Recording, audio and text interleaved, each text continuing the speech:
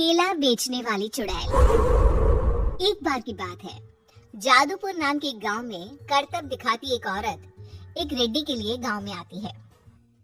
आइए आइए मेहरबान कदरदान, खाइए रोहड़ा के ताजे ताजे केले, कभी खाए नहीं होंगे ऐसे केले, पीले पीले केले खाइए।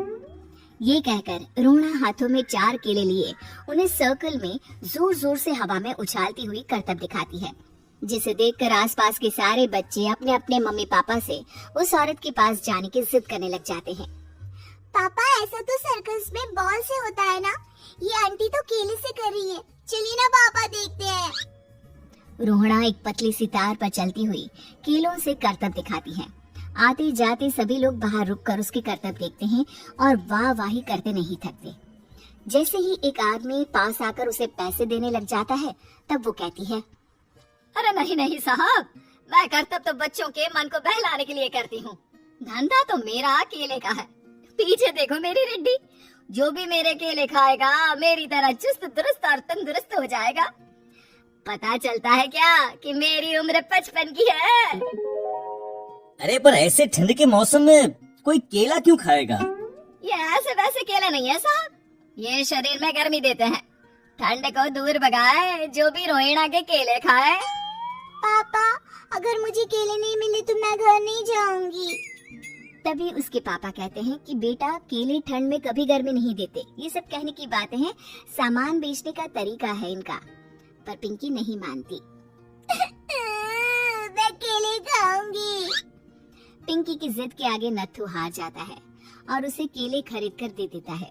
पिंकी खुश होकर केले घर ले आकर खाती है। अब मैं भी करतब करूंगी, कितना मजा आएगा, जादुई केले। पिंकी पहला केला खत्म भी नहीं करती कि वो बेहोश हो जाती है। दूसरे केले से एक काला धुआं आता है और रोहड़ा चुड़ैल बनकर बाहर निकल आती है। मेरे भूतिया केले बच्चे न खाए, ऐसा हो ही नहीं सकता। जादूपुर वालों, कब तक बचोगे? आ गई हूँ मैं रोहड़ा, जिसका कोई नहीं कर सकता सामना। रोहड़ा पिंकी को गोद में उठाकर काले धुएं में कहीं गायब हो जाती है। शाम के वक्त नत्थू घर लौटता है और पिंकी को घर में ना पाकर उसकी माँ से कहता है, माँ पिंकी कहाँ है? अरे बेटा, उसे तो तू सुबह करतब दिखाने ले गया था ना, फिर कहाँ वापस आए तुम दोनों? मुझे लगा तू उसे अपने साथ मंडी ले गया होगा। हे भगवान, मेरी बच्ची कहाँ गई? मैं उसे घर ही तो छोड़कर गया था माँ। नत्थू गांव के घर कोने में अपनी बेटी को ढूंढता है, पर उसे वो कहीं नहीं मिलती। परेशान होकर आके रो रो कर नत्थू हिम्मत हार कर घर लौट आता है। अगली सुबह रोहड़ा फिर से करतब दिखाने आती है और इस बार पिंकी की तरह रोनी केले खरीद लेता है। 50 रुपए दिए थे पापा ने, सारे पैसों के मैंने केले खरीद लिए हैं। अब मैं भी आंटी की तरह ही करतबबाज बन जाऊंगा। यही सोचते हुए रोनी केले खाता है और पहला अकेला केला आधा खत्म भी नहीं करता कि चुड़ैल उसके सामने आ जाती है। मेरे साथ चलने का समय आ गया है रोनी। ये तो बस शुरुआत है, अब इस गांव के सारे बच्चे धीरे धीरे मेरे कब्जे में होंगे, एक बच्चा भी नहीं बचेगा। ये कहकर रोना रोनी को गोद में लेकर काले धुएं में अदृश्य हो जाती है। इसके बाद हर रोज गांव में से कोई ना कोई बच्चा गायब होता, पर ऐसा क्यों हो रहा है किसी को भी समझ में नहीं आ पा रहा था। रोज की तरह अपनी बेटी पिंकी की तलाश में नत्थू गांव के एक तालाब के पास बैठा रो रहा था। कहाँ गई मेरी पिंकी? शकुंतला के जाने के बाद एक वही तो मेरा सहारा थी। अरे उसकी आत्मा कोस रही होगी मुझे कि मैं अपनी बच्ची को संभाल भी नहीं पाया। नत्थू ये कहता हुआ रो ही रहा था कि तभी तालाब में से उसे शकुंतला की आवाज सुनाई देती है। कहाँ थी तुम शकुंतला? हमारी बच्ची और सारे गायब हुए बच्चे रोहड़ा के कब्जे में है।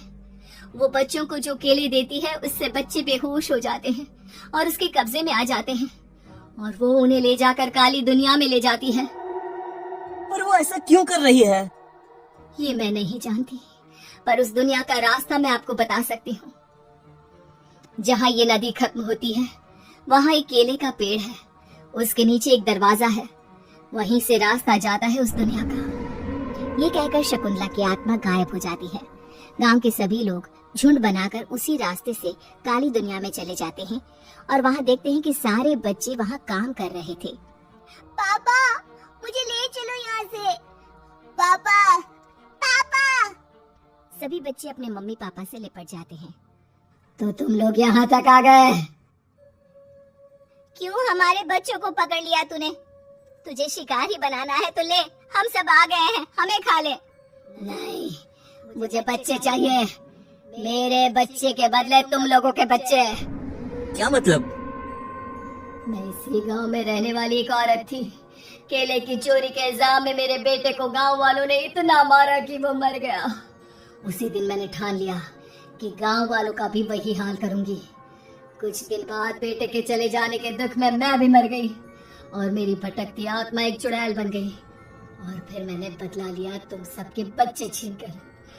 बर्दाश्त नहीं कर पाए ना? सोचो मुझ पर क्या बीती होगी। हमें माफ कर दो रोना। पता नहीं है किसकी गलती थी, पर हम सभी माफी मांगते हैं। हमारी खुशियाँ लौटा दो, तुम भी तो एक माँ हो। गांव वालों की बात सुनकर रोना का मन पिघल जाता है और वो बच्चों को छोड़ देती है। उसके बाद काली दुनिया बच्चों के लिए जादुई दुनिया बन जाती है।